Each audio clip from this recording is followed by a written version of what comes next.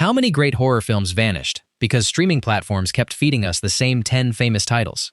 Tubi has quietly opened a dusty vault filled with forgotten witches, haunted castles, invisible creatures, strange experiments, and nightmares that modern horror still copies. Some of these movies were almost impossible to find for decades. Now, they are sitting there for free, but they may not stay long. Before we enter the first dark house, hit like and share this video with someone who thinks 60s horror begins and ends with Psycho. Number 35. Horrors of Spider Island, 1960. A plane carrying a dance troupe crashes into the ocean, leaving the survivors stranded on what appears to be an empty tropical island. At first, the women and their manager, Gary, believe that their greatest problems will be finding food, shelter, and a way home. Then they discover an abandoned cabin, a strange laboratory, and evidence that someone was conducting experiments on the island. Gary explores the area and is bitten by a giant spider. Instead of simply becoming ill, he begins changing into something that is no longer completely human. His face becomes distorted, his behavior grows aggressive, and he starts moving through the island like a creature controlled by instinct. The most memorable sequence comes when Gary's transformation is finally revealed. The movie hides him in shadows and allows the audience to see only pieces of his new appearance. The cheap costume should make the scene funny, yet the lonely island, frightened survivors, and wild lighting give it a wonderfully strange drive-in atmosphere. The film becomes even more chaotic when two young men arrive by boat and immediately become distracted by the stranded dancers. While everyone argues, flirts, and plans an escape, Gary continues stalking the camp. This is not polished studio horror. It is a wild mixture of monster cinema, survival adventure, and low-budget glamour. That strange combination is exactly why collectors kept searching for it. Tubi has rescued a movie that feels like something discovered inside a damaged box at an abandoned theater. Number 34. The Devil's Hand, 1961. Rick Turner cannot sleep because he keeps dreaming about a mysterious woman named Bianca. He has never met her, yet every dream makes her feel more real. When Rick discovers a doll in a shop window that looks exactly like his girlfriend, Donna, he enters the store and meets the unsettling owner, Frances Lamont. The shop contains dolls modeled after real people, including one that looks like Bianca. Rick soon learns that the shop is connected to a secret cult. Its members worship an ancient power, perform strange ceremonies, and believe that dolls can be used to control the lives of the people they represent. Bianca is not an innocent victim. She has been drawing Rick toward the group and wants him to abandon Donna. As Rick becomes involved with the cult, Donna grows weak, almost as though someone is attacking her from a distance. The film's strongest image is the wall of human-looking dolls. They sit silently on their shelves, while Lamont explains that each figure is connected to a living person. Later, during the cult ceremony, drums pound, flames rise, and members stand in a circle as Rick realizes that Donna's life may depend on the doll in Lamont's hands. The production is small, but its dreamlike mood works. There are no giant castles or expensive effects. Most of the fear comes from ordinary rooms, quiet faces, and the idea that someone could control you without ever touching you. It is a forgotten supernatural thriller that turns a simple doll shop into a place you would never want to enter alone. Enjoying these forgotten discoveries? Give the video a like and tell us which film has already entered your Tubi watchlist. Share the countdown and subscribe, because 33 more nightmares are waiting behind the next door. Number 33. The Brain, 1962. Dr. Peter Corey has developed a method for keeping a human brain alive outside the body. When wealthy businessman Max Holt is critically injured in a plane crash, Corey sees a chance to test his experiment on a human subject. Holt dies, but his brain is placed inside a chemical tank connected to tubes, wires, and medical equipment. Corey expects to study basic reactions. Instead, the brain begins communicating with him. Holt's personality remains powerful, even without a body, and he slowly takes control of Corey's thoughts. The scientist starts behaving like the dead businessman. He follows clues, visits Holt's family, and becomes convinced that the plane crash was not an accident. The experiment changes into a murder investigation, but Corey can no longer tell whether he is solving the mystery or simply obeying the brain. The most memorable scenes take place inside the laboratory. Holt's brain floats inside its container, while lights flash and machines hum. Nothing about the prop should be frightening, yet the direction makes it appear watchful. Corey stands before it like a servant, receiving orders from a silent master. Unlike many mad scientist movies, the brain mixes horror with a detective story. The dead man is both victim and threat. He wants justice, but his desire for control remains as ruthless as it was during his life. Director Freddie Francis gives the film sharp, black-and-white photography and a cold atmosphere. It is less famous than other versions of Donovan's Brain, but its combination of science, hypnosis, betrayal, and revenge makes it one of Tubi's strangest forgotten discoveries. Number 32. The Brain That Wouldn't Die, 1962. Dr. Bill Courtner believes that normal medical rules are holding him back. He performs experimental procedures without permission and is convinced that he can preserve life after the body has failed. While driving recklessly, Bill crashes his car. His fiancée, Jan, is fatally injured, but Bill takes her head back to his private laboratory and connects it to an experimental system. Jan wakes inside a tray of chemicals, alive, conscious, and furious. Bill promises to find her a new body. Instead of waiting for a willing donor, he visits clubs, beauty contests, and art studios, secretly judging women as possible subjects. Jan listens from the laboratory and realizes that the man claiming to save her has become completely obsessed. The film's famous image is Jan's living head resting on a table while wires and tubes surround her. Actress Virginia Leith does not play the scene as a helpless victim. Jan mocks Bill, questions his sanity, and begins communicating with another experiment locked behind a heavy door. That hidden creature provides the movie's second great surprise. Bill treats it like a failed object, but Jan understands its anger. As the laboratory falls apart, the creature breaks free and turns the doctor's own work against him. The title sounds ridiculous, yet the story asks a serious question. Does keeping someone alive matter when you have taken away that person's freedom and dignity? With its unforgettable laboratory, angry living head, and secret monster, this remains one of the boldest low-budget horror films of its decade. 2 more rare films uncovered, and the list is only becoming stranger. Tap like so more classic horror fans can find this countdown. Subscribe and share the video, because the next forgotten experiment makes modern movie doctors look completely responsible. Number 31. Atom Age Vampire, 1960. Despite its English title, this Italian horror film is not really about a traditional vampire. Its monster is Dr. Alberto Levin, a scientist whose desire to restore beauty slowly destroys his humanity. A nightclub performer named Jeanette is badly injured in a car accident. The damage to her face leaves her emotionally broken, but Dr. Levin offers hope. Using an experimental treatment called Derma 28, he restores her appearance. The cure does not last. To keep Jeanette's face healthy, Levin needs material taken from other women. When his supply runs out, he uses another chemical that transforms him into a rough, almost primitive creature. Under that form, he searches the city for new victims. The movie's most effective moment arrives when Jeanette looks into a mirror and sees the results of Levin's treatment beginning to fail. Her fear is not caused by vanity alone. She understands that the doctor's kindness comes with a hidden price, and that other people may be suffering so she can remain beautiful. Levin is more tragic than the average screen scientist. He loves Jeanette, but that love becomes an excuse for every terrible choice he makes.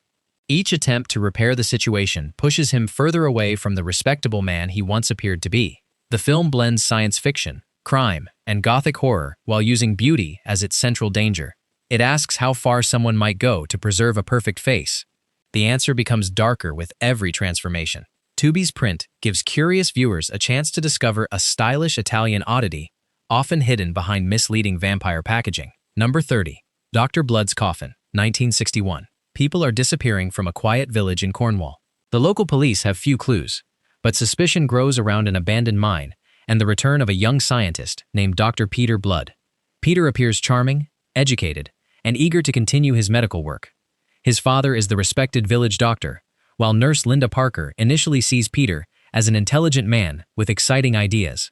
Unfortunately, those ideas involve capturing living people and performing secret experiments beneath the ground. Peter believes the human heart can be removed and replaced. He is determined to prove that death can be reversed, even when his subjects never agreed to take part. The mine becomes his hidden laboratory, filled with equipment, medical supplies, and patients who have mysteriously vanished from the village. The film's most memorable sequence occurs when Peter attempts to restore life to a body inside the mine. The machines begin working. The procedure appears successful, and for one brief moment, he believes that he has defeated nature. What awakens, however, exposes the terrible weakness in his plan. Cornwall gives the movie an unusual visual identity. Instead of a distant European castle, the danger sits beneath a working British community. Rocky coastlines, old tunnels, and quiet village roads make the story feel more believable than its wild science should allow. Dr. Blood's coffin arrived before many later films about secret medical experiments. It may move slowly, but its final laboratory scenes are wonderfully tense. This is the kind of British horror title that disappeared while Hammer's bigger productions received all the attention. Classic horror was never as polite as people remember. Like the video if these strange scientists are proving that point. Share it with another movie collector and subscribe before we descend into a cursed family castle. Number 29. The Blancheville Monster, 1963. Emily Blancheville returns to her family estate with her friend Alice and Alice's brother John. Emily expects a peaceful reunion, but the castle feels more like a prison than a home.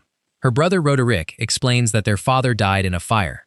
Yet strange cries echo through the halls. Servants avoid certain rooms, and the family doctor behaves as though he knows more than he is willing to reveal. A legend claims that the Blancheville family will be destroyed unless Emily dies before her 21st birthday. As that date approaches, a deformed figure begins moving through the castle. Emily is told that the creature may be her father, driven mad and horribly changed by the fire. The film's strongest scene takes place during a storm, as Emily follows a sound through the dark corridors. Candles shake, doors open by themselves, and the castle seems to guide her toward a hidden part of the estate.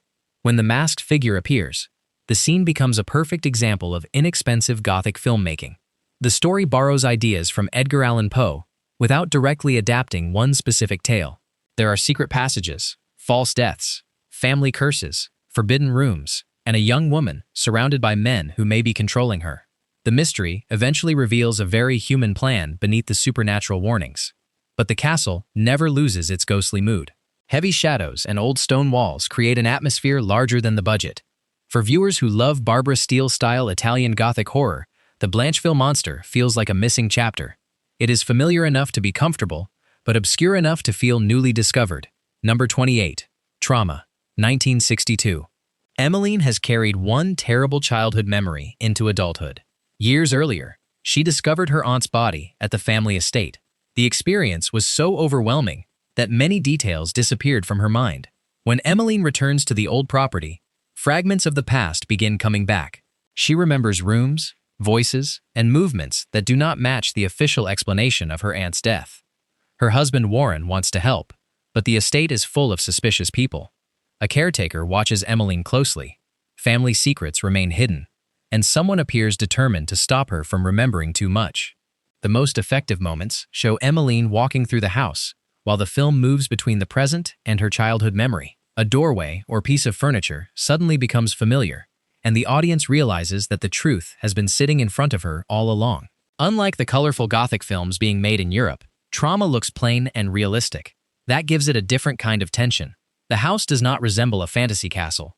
It looks like a place where an old crime could genuinely be hidden behind respectable family behavior. The mystery builds toward a revelation involving money, identity, and a carefully protected secret. Even when the solution becomes clear, the film remains interesting because Emmeline is not simply running from a stranger, she is trying to recover part of her own mind. This forgotten American production stands between film noir and psychological horror. It lacks the fame of Psycho, but its damaged memory, isolated heroine, and family conspiracy make it a rewarding discovery for patient viewers. Already found something you had never heard of? Write its title in the comments and keep the conversation alive. Like, share, and subscribe, because the next monster cannot be seen, but everyone can hear it coming. Number 27. The Sound of Horror, 1966. A group of treasure hunters arrives in the Greek mountains, searching for gold hidden inside an ancient cave. They use explosives to break through the rock, ignoring warnings that the mountain should remain undisturbed. The blast uncovers several enormous eggs. One of them has already hatched, releasing a prehistoric creature that can become invisible. The group cannot see what is following them, but they can hear its high, unnatural cry. At first, the treasure hunters blame one another when a member of the group disappears. Then claw marks, damaged doors, and sudden attacks prove that something is moving around them. They retreat to a villa and attempt to protect every entrance.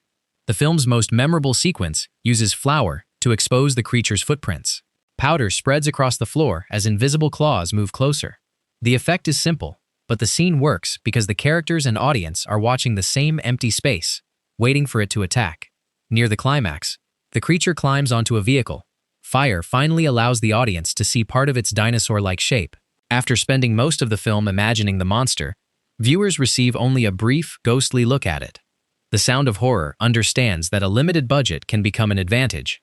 By keeping the creature invisible, the filmmakers force sound, movement, and frightened reactions to create the danger. The movie also features early appearances by Soledad Miranda and Ingrid Pitt, two actresses who would later become cult film favorites. It is a Spanish monster movie with an unusual Greek setting, making it one of Tubi's most unexpected 60s discoveries.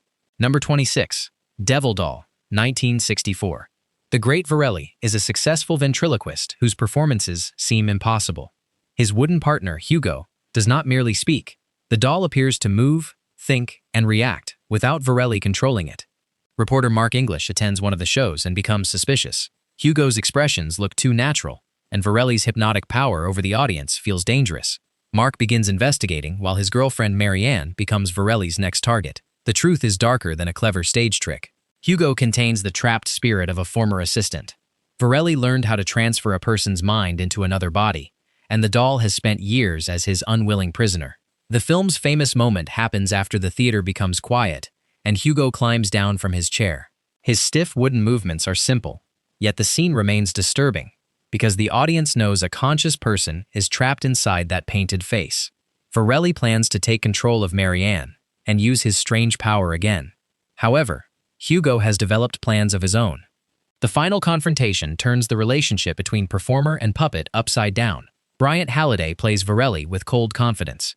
He rarely raises his voice because he believes every person in the room can eventually be controlled. The doll's silence becomes more threatening than any loud monster. This British production arrived long before possessed dolls became a crowded horror category. Its combination of hypnosis, stolen identity, theatrical performance, and revenge makes it feel surprisingly modern.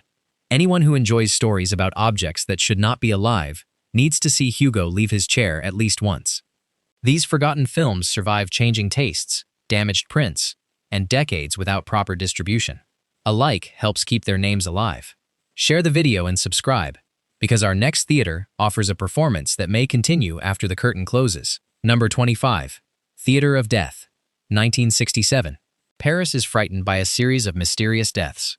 The victims appear strangely pale, leading investigators to wonder whether the crimes are connected to blood, medical experiments, or something supernatural. The investigation points toward the Théâtre de Mort, a stage company famous for realistic horror performances. Its director, Philippe Darvas, is an intense man who uses hypnosis to control his actors and create shocking shows. Dr. Charles Marquis becomes involved with the theater after meeting actress Danny Giraud. Charles is fascinated by the company, but uncomfortable with Darvas, whose rehearsals feel less like acting lessons and more like psychological experiments. The film's best sequences blur the line between performance and reality. Actors stand before a live audience while a character appears to meet a terrible fate on stage. The crowd applauds, believing everything is an illusion, but the police begin asking whether the theater is teaching someone how to hide real crimes in plain sight. Christopher Lee brings authority to Darvas. He walks through the theater like a ruler entering his private kingdom. Even when he is not speaking, the other characters behave as though he controls the room. The mystery includes hypnotism, family secrets, medical clues, and several false suspects. Viewers expecting a traditional vampire story may be surprised, because the explanation becomes more complicated and human. Theater of Death is not as famous as Christopher Lee's Hammer films, but that is part of its appeal. Its Paris setting, stage imagery, and murder mystery create a different mood. Tubi gives this nearly forgotten theatrical nightmare another chance to find an audience. Number 24. Queen of Blood, 1966. The future imagined by this film looks wonderfully old-fashioned. Humanity has built moon bases, reached Mars, and established communication with intelligent life beyond Earth. When an alien spacecraft crashes, a rescue crew is sent to locate survivors. They find a mysterious woman with green skin and bring her aboard their ship. She appears weak, silent, and peaceful, but she refuses normal food. The crew soon discovers what she needs to survive. She feeds secretly on human blood, choosing one crew member after another, while the remaining astronauts struggle to understand her behavior. The most memorable scenes involve the alien woman sitting silently inside the ship. Florence Marley gives her almost no dialogue. Her movements, fixed stare, and small smile make her seem both beautiful and completely unfamiliar. During one attack, the science fiction adventure suddenly becomes a vampire story in space. The The bright control panels and silver suits cannot protect anyone from a creature using one of horror cinema's oldest methods. The film saves its strangest idea for the ending. After the immediate danger appears to be over, the crew discovers unusual eggs aboard the ship. The question is no longer whether they survived the alien, it is whether they are bringing an entire new species back to Earth. Queen of Blood combines American footage with special effects material from Soviet science fiction films. That unusual production history gives it a visual scale far beyond its small budget. Years before space horror movies became common, this film placed a silent predator inside a sealed spacecraft. Its influence can be felt in several later classics, even though the movie itself remains strangely overlooked. Do not let these movies vanish into Tubi's endless menu. Hit like and add your favorites before their licenses change. Subscribe and share the countdown, because a glowing object from space is about to poison an entire English estate. Number 23. Die, Monster, Die. 1965. Stephen Reinhardt travels to the English countryside to visit his fiancée, Susan Whitley. The local people react with fear when he mentions her family home, and no driver wants to take him near the estate. Stephen walks there alone and finds a landscape that appears sick. Plants have turned gray, trees are dying, and the Whitley mansion feels separated from the living world. Susan's father, Nahum, orders Stephen to leave. Her mother remains hidden behind curtains, claiming to be seriously ill. As Stephen investigates, he discovers an enormous glowing object beneath the house. The strange material came from space. Nahum believed its radiation could increase the growth of plants, but the experiment has created giant vegetation, mutated animals, and dangerous changes within the family. The greenhouse sequence is the film's visual centerpiece. Stephen enters expecting flowers and finds enormous plants moving beneath unnatural light. The room glows with purple and green energy, making the estate look as though another planet is growing inside it. Boris Karloff plays Nahum, as a proud man who knows his experiment has failed but cannot admit it. His final transformation turns him into a glowing figure moving through the dark house like a living piece of the meteor. The story is loosely based on H.P. Lovecraft's The Color Out of Space. It replaces the story's cosmic mystery with a more direct monster plot. But the idea of land being poisoned by something humans cannot understand remains powerful. With Karloff, mutated creatures, secret laboratories, and an unhealthy mansion, this is colorful British horror made for a late-night screen. Number 22. The Premature Burial. 1962.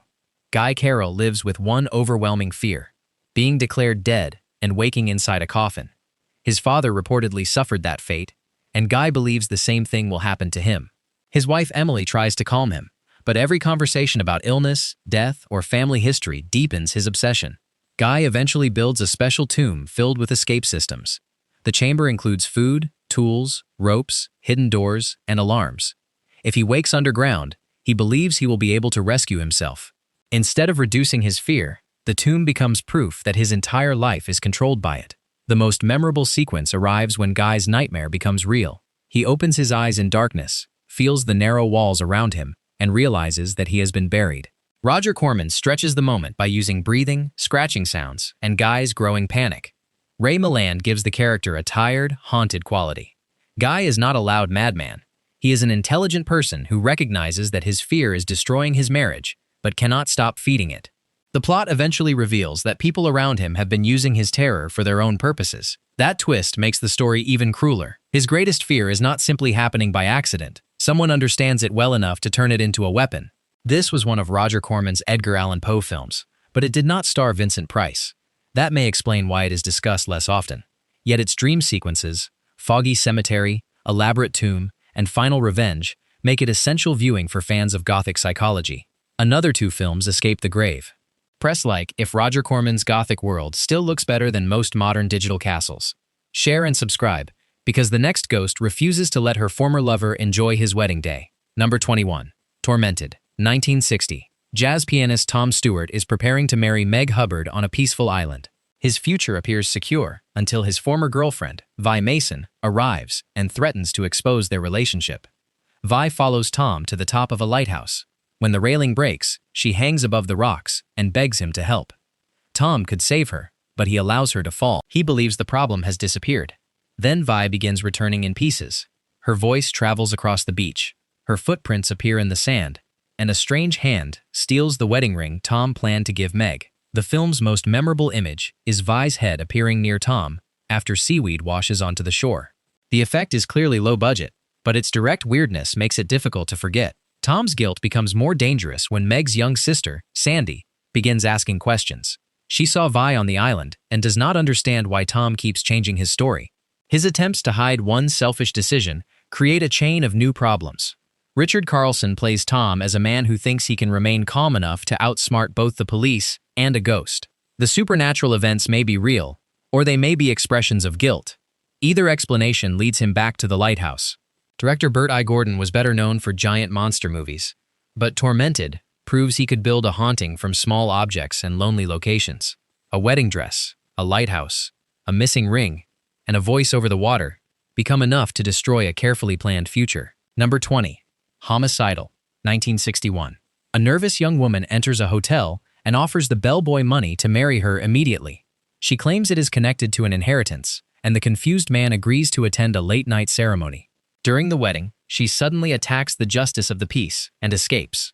That opening throws the audience into a mystery involving an inheritance, a silent woman named Helga, siblings Miriam and Warren, and a frightening nurse named Emily. Director William Castle promoted the movie as his answer to Psycho.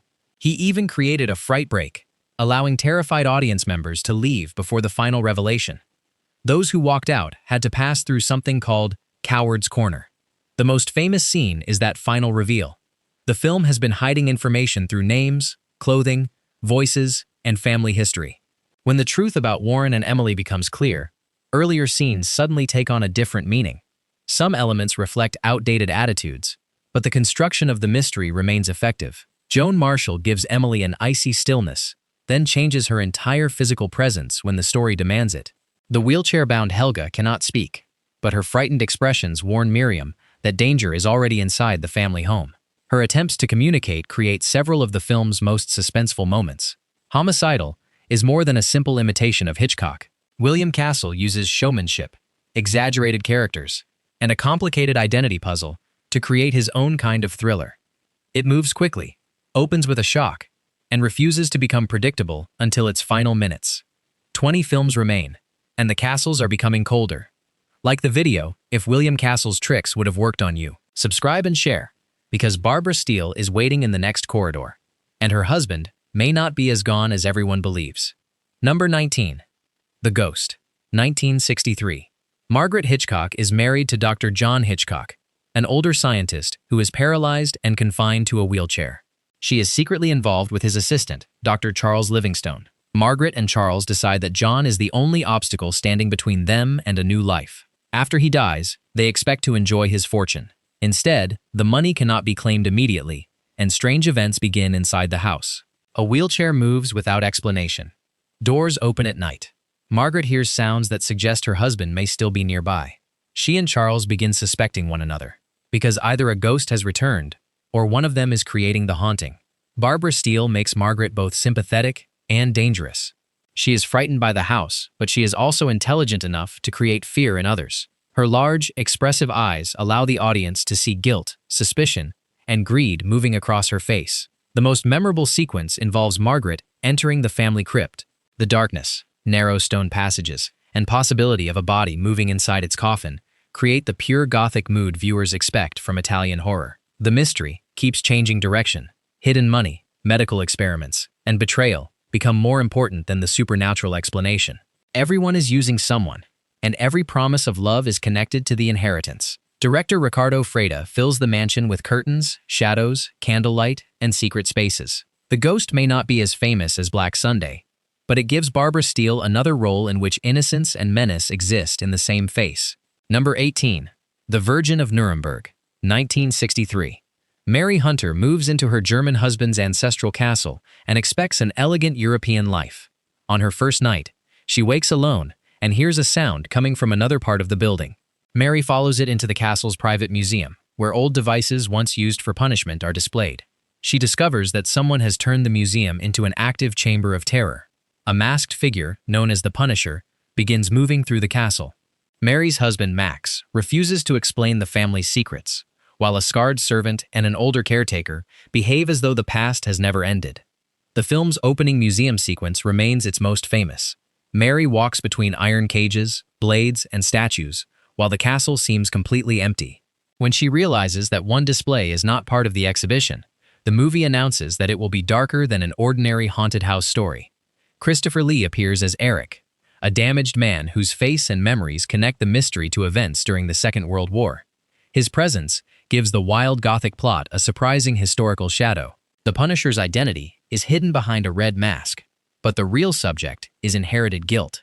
The castle's respectable owners have built their lives above secrets that were never properly buried. The English title was designed to sound more sensational than the original Italian release.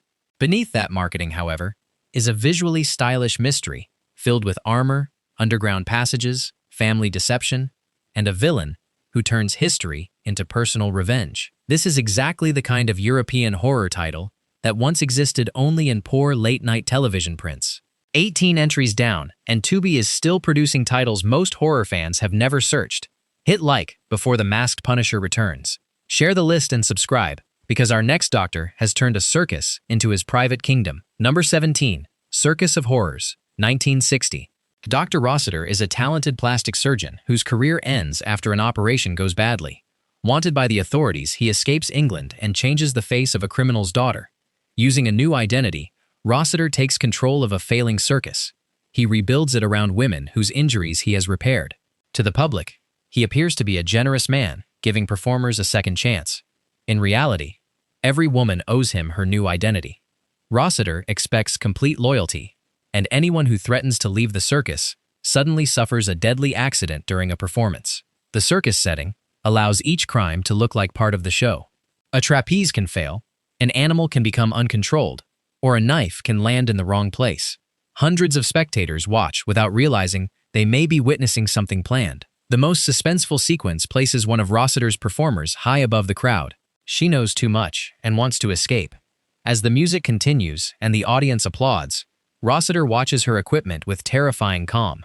Anton Diffring plays the surgeon without wild expressions. Rossiter genuinely believes he owns the women because he repaired their faces. His respectable appearance hides a controlling personality more frightening than the circus attractions. The bright costumes and colorful tents make the dark story feel even stranger. Danger exists beneath makeup, applause, and beautiful lighting. Circus of Horrors deserves to be mentioned beside the best British horror films of its period.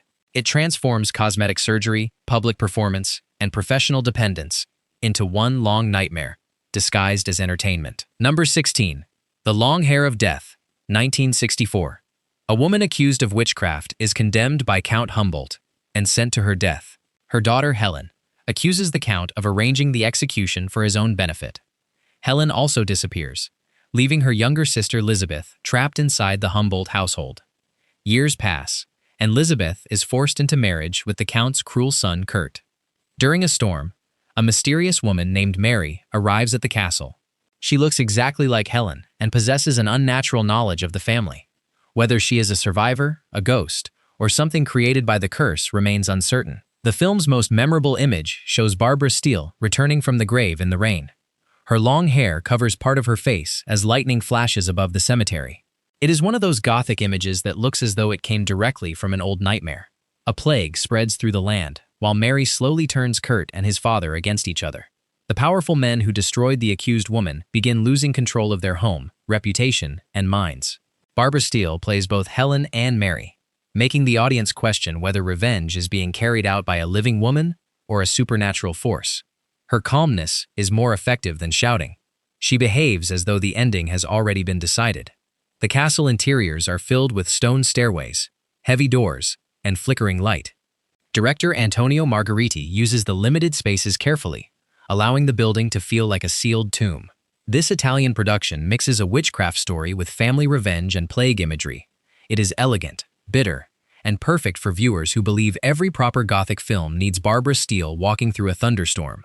16 classics remain. Like the video if Barbara Steele has already become the unofficial queen of this countdown. Subscribe and share, because she is returning immediately. And this time, one cruel scientist has created 2 angry ghosts. Number 15, Nightmare Castle, 1965.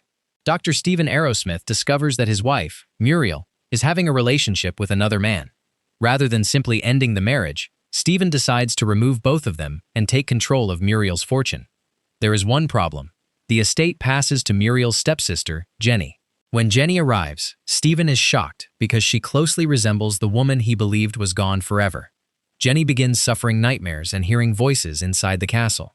Stephen tells everyone that she is mentally unstable, while secretly planning to gain control of her inheritance. The doctor is also conducting experiments on blood and rejuvenation. His aging assistant, Solange, receives treatments that temporarily restore her youth. The procedure gives Stephen another reason to continue his hidden crimes. The film's most memorable moment is the reveal of Solange's true face. The beautiful appearance created by the treatment begins to fail, exposing what Stephen's science has only hidden. Mirrors become frightening because they refuse to maintain his illusion. Meanwhile, the spirits of Muriel and her lover move through the castle, using Jenny as a path back into the living world. Stephen believes science gives him power over life, but he is surrounded by evidence that the dead are not under his control.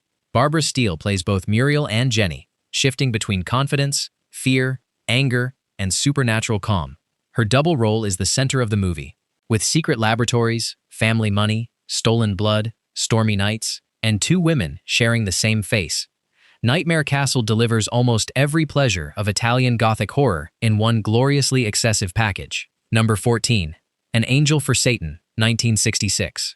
Sculptor Roberto Merigi is hired to restore an old statue recovered from a lake. The statue once belonged to the Monte Bruno family and resembles their young heiress, Harriet. After Roberto begins working, Harriet's personality changes. The polite young woman becomes cruel, manipulative, and strangely confident. She creates conflict among the villagers and appears to enjoy watching respectable people lose control. Local stories claim the statue represents Belinda, an ancestor connected to scandal and tragedy. Roberto begins wondering whether Harriet is acting under psychological pressure or whether the spirit attached to the statue has entered her. The movie's best scenes allow Barbara Steele to change character without makeup. A small movement of her eyes, or a different tone of voice, turns Harriet from innocent to dangerous. The people around her barely notice the change until they have already followed her instructions. One memorable sequence takes place near the restored statue. Harriet stands beside her stone double, as though the two figures are communicating. The scene makes it difficult to decide which one is the copy and which one holds the real personality. Unlike many supernatural films, the story also suggests a rational explanation involving buried memory and family trauma. However, the final moments leave enough uncertainty to keep the curse alive. This was Barbara Steele's last major Italian Gothic role of the decade, and it feels like a farewell to the type of character she made famous. Beautiful, mysterious, wounded, and possibly connected to something beyond the grave. Tubi's catalog has made this once difficult title easy to discover, and it deserves attention for Steele's controlled performance alone. Still watching without subscribing? Even the ghosts are becoming suspicious. Tap the button and join us before the final 13. Like and share the video, because the next man has accepted the worst possible Halloween bet. Number 13. Castle of Blood, 1964. Journalist Alan Foster meets Edgar Allan Poe in a London tavern and challenges the truth of Poe's supernatural stories. A nobleman offers Alan a bet: spend one entire night inside his abandoned castle on All Souls' Eve. Alan accepts, believing the building will be empty. Soon after entering, he meets a beautiful woman named Elizabeth. Other people appear in the castle, and Alan begins witnessing scenes from the building's violent past. The people are not ordinary residents. They are spirits, forced to repeat the events that ended their lives. Once each year, the castle becomes active, and the dead need the energy of a living person to continue existing. The ballroom sequence is unforgettable. An empty room suddenly fills with music, dancers, candles, and movement. Alan watches the celebration before realizing that the guests belong to another time. Just as quickly, the room becomes silent and abandoned again. Barbara Steele plays Elizabeth as both a romantic figure and a warning. She appears to care for Alan, yet she is connected to the castle's hunger. The story builds toward Alan's attempt to escape before sunrise. Freedom appears only a few steps away, but the castle's gate carries one final danger. The ending is cruel, because Alan comes painfully close to proving that a human being can defeat the dead. Shot in rich black and white, Castle of Blood turns a simple haunted house plot into a tragic romance. Its ghosts are not transparent decorations. They remember desire, jealousy, and betrayal, making them just as emotionally dangerous as they are supernatural. Number 12. Island of Terror, 1966. On a remote island near Ireland, the police discover a body with every bone missing. The skin remains, but the internal structure has somehow disappeared. Dr. Brian Stanley and Dr. David West travel to the island to investigate. They learn that a scientist was attempting to create a treatment for cancer. Instead, his experiments produced artificial organisms called silicates. The creatures resemble slow-moving turtles with long tentacles. They feed by removing calcium from living bodies, leaving their victims without bones. Even worse, the silicates multiply by dividing themselves. The design is simple, but the idea behind it is disturbing. Guns, axes, and normal weapons cannot stop them. Every failed attempt gives the creatures more time to spread across the island. The film's most famous scene involves Dr. Stanley becoming trapped when a silicate wraps its tentacle around his wrist. Dr. West realizes there is only one way to free him. The procedure happens quickly, but Peter Cushing's performance makes the moment feel painfully real. The villagers gather inside a community hall, while the scientists search desperately for a weakness. The final solution arrives almost by accident, proving how close the entire island came to being overwhelmed. Director Terence Fisher treats the strange plot seriously. The isolated location, limited transportation, and lack of outside communication make the danger feel impossible to escape. Island of Terror is a perfect Sunday afternoon creature feature. Respectable actors discussing impossible science, while rubber monsters slowly cross the floor. Yet its boneless body mystery and multiplying creatures remain original enough to stand apart from dozens of similar films. Only 12 remain, and Peter Cushing has already paid a painful price. Hit like for the actors who made rubber monsters feel completely serious. Subscribe and share, because 5 train passengers are about to receive the worst fortune readings in cinema history. Number 11. Dr. Terror's House of Horrors, 1965. 5 strangers enter the same railway compartment. Their 6th passenger is Dr. Shrek, a quiet fortune teller carrying a deck of tarot cards. Shrek offers to reveal each man's future. The cards predict a series of strange events involving a werewolf, a living plant, voodoo music, a moving hand, and a vampire. In the first story, an architect returns to his family home and discovers that an old legend may be real. Another passenger faces a vine growing around his house with frightening intelligence. A musician steals a sacred rhythm and learns that some songs should never be performed outside their original ceremony. The anthology's most memorable object is a severed hand that follows an arrogant art critic. The critic believes he has destroyed the artist who embarrassed him, but the hand climbs, crawls, and waits for another chance to respond. Peter Cushing plays Dr. Shrek with quiet amusement. He never forces the men to believe him. He simply turns the cards and allows their confidence to disappear. Christopher Lee is especially enjoyable as the art critic, while Donald Sutherland appears in the final story as a doctor who begins suspecting that his new wife is a vampire. The greatest twist comes after the stories are finished. The train stops, the passengers step onto a dark platform, and they finally understand where the journey has taken them. Their fortunes were not warnings about possible futures. They were descriptions of events already waiting. Amicus Productions would become famous for anthology horror, and this was the film that established its winning formula: major actors, short supernatural tales, and a final connection that brings every story together. Number 10. The Haunted Palace, 1963. Despite borrowing its title from an Edgar Allan Poe poem, The Haunted Palace is largely based on H.P. Lovecraft's story, The Case of Charles Dexter Ward. In the 18th century, the people of Arkham accuse Joseph Curwen of practicing forbidden experiments. Before he dies, Curwen places a curse on the families responsible. More than 100 years later, Curwen's descendant, Charles Dexter Ward, arrives with his wife Anne to claim the family palace. The villagers recognize his face and react with fear.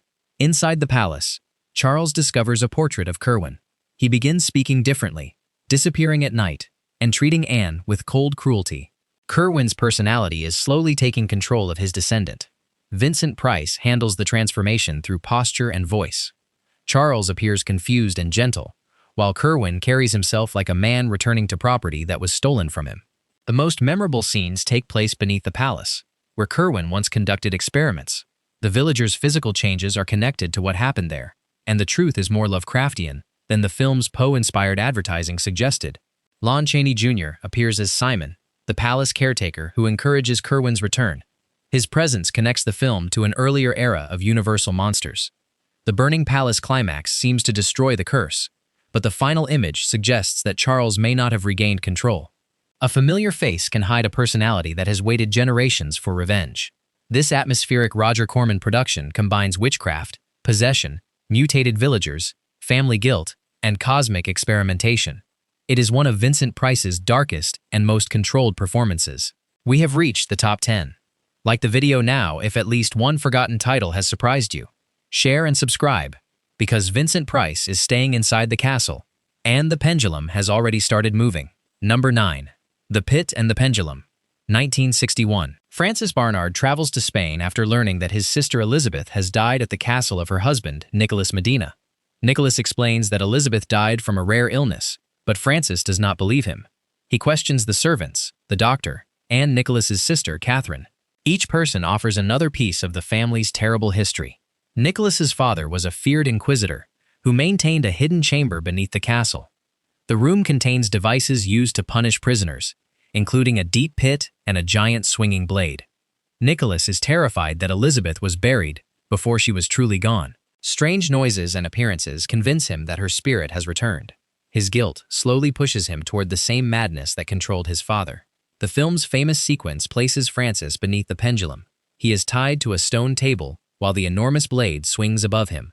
With every pass, it drops slightly lower. Roger Corman uses editing, sound, and Vincent Price's wild performance to turn one simple machine into unbearable suspense. The truth behind the haunting involves a cruel conspiracy, but the plan works too well. Nicholas loses his identity and becomes Sebastian Medina, repeating the punishments of the past. The final scene delivers one last dark joke. After the survivors promise that the torture chamber will remain locked forever, the camera reveals someone still trapped inside one of its devices.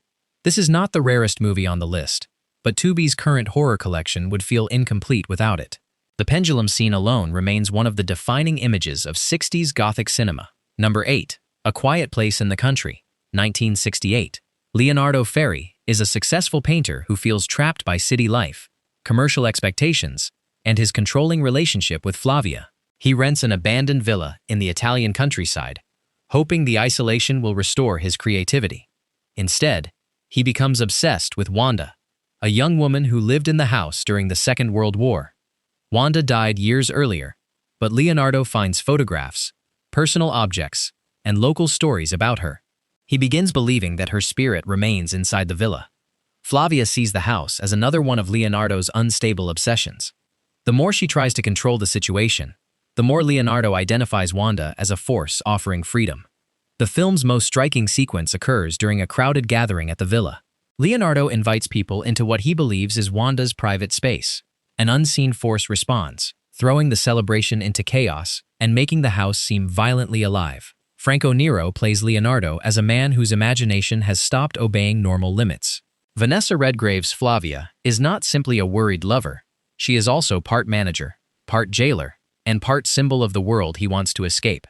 Director Elio Petri fills the film with sudden cuts, strange fantasies, sexual tension, modern art, and political unease.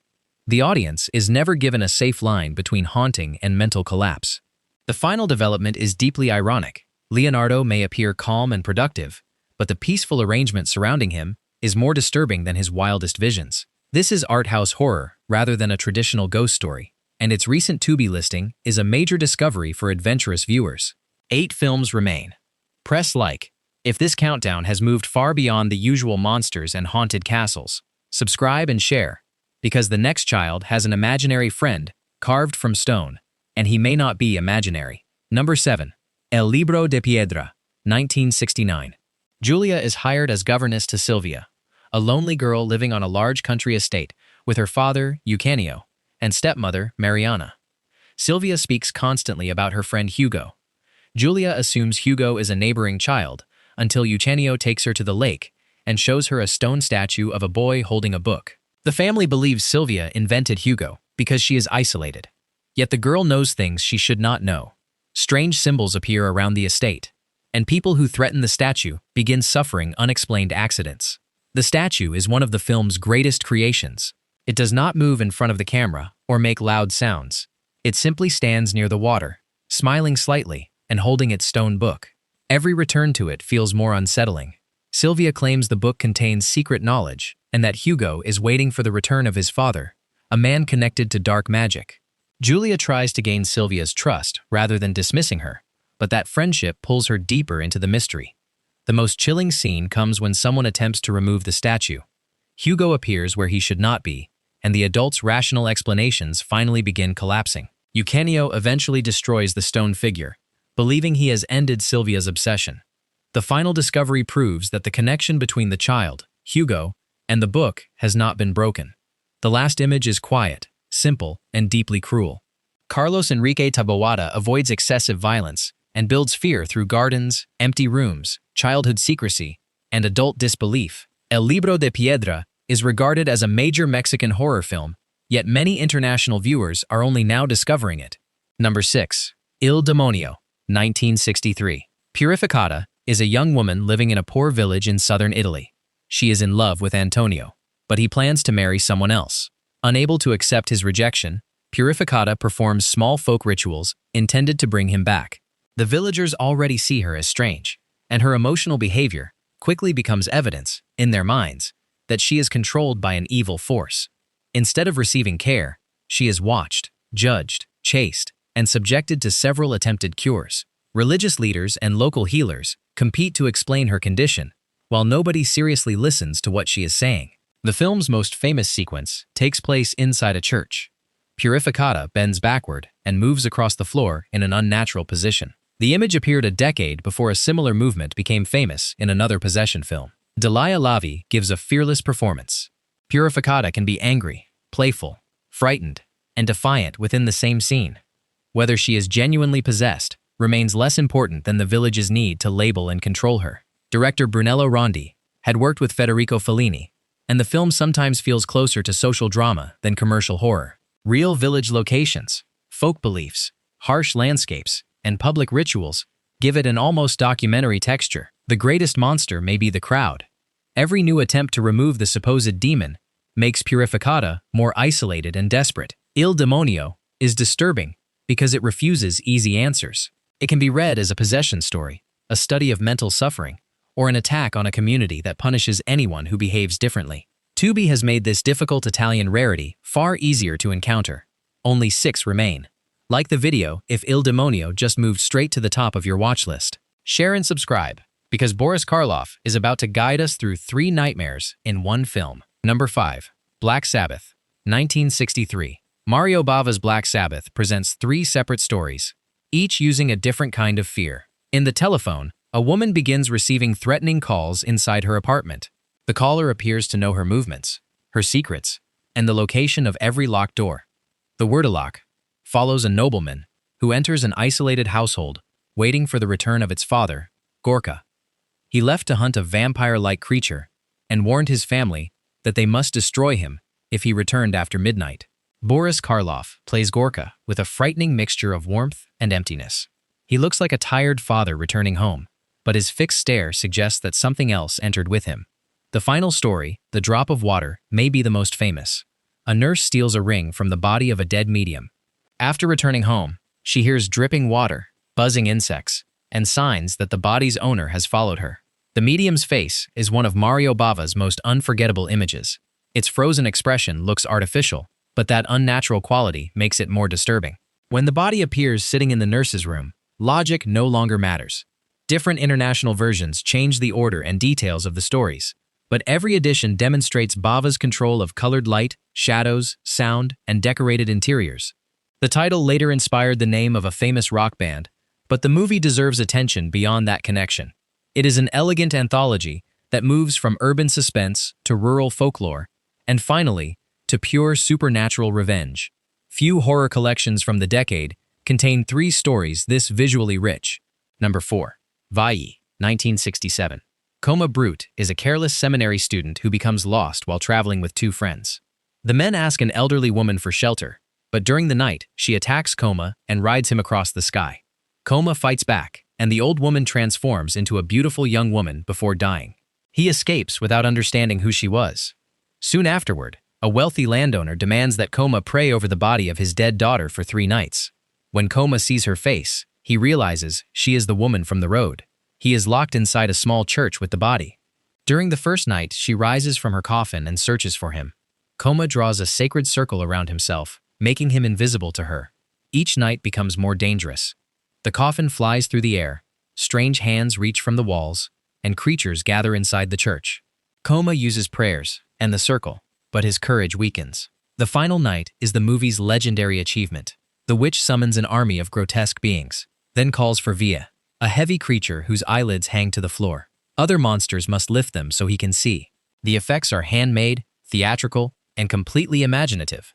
Instead of hiding their artificial nature, the filmmakers turned the church into a moving folk illustration. Vi was the first horror film officially produced in the Soviet Union. It mixes comedy, religious fear, Ukrainian folklore, and fantasy in a way no Western studio would have attempted. The final church sequence alone makes it essential, but Coma's imperfect personality gives the story its humanity. He is not a fearless hero. He is a frightened man trying to survive one more night. 4 films remain, and Vi has filled the church with creatures. Hit like if practical effects still beat empty digital noise. Subscribe and share, because our next woman survived a car crash, but she may not have returned to the same world. Number 3. Carnival of Souls, 1962. Mary Henry is riding with 2 friends when their car falls from a bridge into a river. Hours later, Mary walks from the water. Nobody understands how she survived. She leaves town and accepts a job as a church organist in Utah. During the drive, she sees a pale man staring through the car window. He continues appearing in streets, rooms, and reflections. Mary becomes fascinated by an abandoned entertainment pavilion near the Great Salt Lake. Local people warn her that the building has been empty for years, but she feels as though something inside is calling her. The film's most famous sequence takes place inside that pavilion. Ghostly figures begin dancing in the empty ballroom, while strange organ music fills the soundtrack. Mary watches as the pale man leads the gathering, and the celebration slowly becomes a ceremony meant for her. Another brilliant moment occurs, when Mary suddenly becomes invisible to the living. People cannot hear her voice, or see her standing beside them. Ordinary city streets become more frightening than the ghosts, because she has been disconnected from normal existence. Candace Hilligoss gives Mary a distant quality from the beginning. She survived physically, yet part of her seems to remain inside the river. Director Herc Harvey made educational and industrial films before directing this one feature. With a tiny budget, he used real locations, harsh daylight, distorted music, and silent faces to create something timeless. The final return to the submerged car explains Mary's journey without reducing its mystery. Carnival of Souls influenced generations of filmmakers and remains one of the greatest examples of atmosphere defeating money. Number 2. Black Sunday, 1960. In 17th century Moldavia, Princess Asa Vida is condemned as a witch. Before her execution, a metal mask is placed over her face, and she places a curse on the descendants responsible. 2 centuries later, doctors Thomas Kruvagin and Andrei Gorobek discover Asa's tomb while traveling through the region. An accident allows blood to reach her body, beginning the process of restoring her. Asa plans to take the life and body of Katya, her innocent descendant. Barbara Steele plays both women, allowing the film to place evil and innocence inside the same face. The opening scene remains one of the boldest introductions in Gothic horror. Asa is tied beneath a stormy sky while the mask is raised above her. Mario Bava uses fog, close-ups, and violent sound rather than showing excessive detail. Later, Asa slowly returns inside her tomb. Her empty eyes begin changing, and the marks left by the mask remain visible on her face. The resurrection feels physical, ancient, and deeply wrong. The castle, cemetery, forest, and underground passages are photographed in rich black and white. Bava had worked as a cinematographer, and nearly every frame looks carefully carved from shadow. The plot includes vampires, witchcraft, possession, secret passages, and romantic rescue, but the visual mood is what made the film legendary. Rain never looks ordinary. A carriage moving through the forest feels like a journey into another world. Black Sunday introduced Barbara Steele as a horror icon and announced Mario Bava as a major director. Even after countless later witch films, Asa's damaged face, rising from darkness, has lost none of its power. We have reached the final film. Like the video and comment with the title you believe deserved the #1 position. Share this countdown and subscribe, because our last classic was once attacked so fiercely that it nearly ended its director's career. Number 1. Peeping Tom, 1960. Mark Lewis works as a camera assistant at a British film studio and takes private photographs to earn additional money. He appears shy, polite, and unable to form normal relationships. Behind that quiet behavior is an obsession created during childhood. Mark's father was a psychologist, who filmed his son's reactions to fear. He woke the child at night, frightened him, recorded his tears, and turned Mark's entire childhood into an experiment. As an adult, Mark continues filming fear. His camera is not simply a tool for recording events. It is part of the method he uses to control people and preserve their final expressions. The film's most famous sequence involves Mark showing Helen, the friendly woman living downstairs, movies made by his father.